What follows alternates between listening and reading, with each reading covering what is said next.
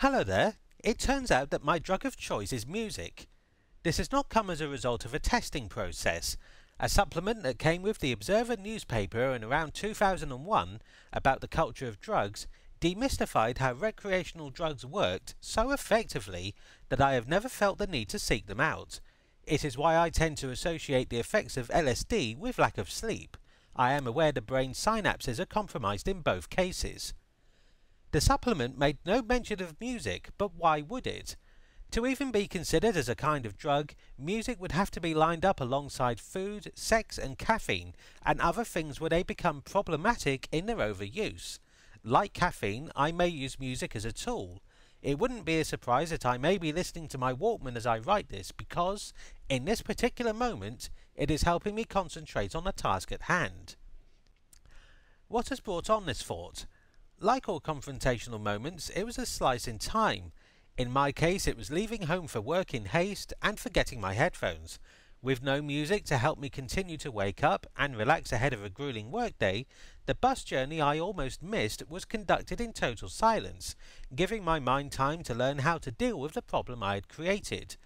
I attempted to rationalise the lack of background sound, presenting it to myself as an opportunity to undertake my day in a different way. But by the midpoint of the journey, I began feeling sweaty. I was not used to the silence, not used to being without access to music. I had to buy lunch from a supermarket once I was off the bus. I could buy another pair of headphones from there. Once inside, and before picking up said lunch, I stood in front of rows of pegs with different sets of headphones for sale, mostly in-ear versions that block outside noise. I still need to hear where I am going, I'm not a complete animal.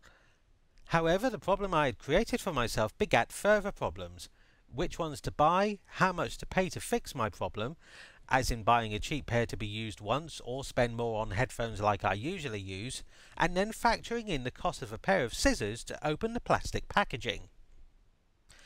As naturally as could be expected, I left for the last walk to work with the worst possible outcome.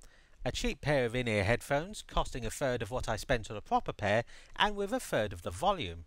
Half my remaining journey to work was spent walking along a busy road. I could not hear the first minute of the song I was playing. In that moment, doing nothing would have been an easier option, but I did what I knew would be best for me, no matter how expedient it turned out. Was there a need for me to tell you any of this? It's good to share, and it's good to make sense of the path down which your actions will lead you.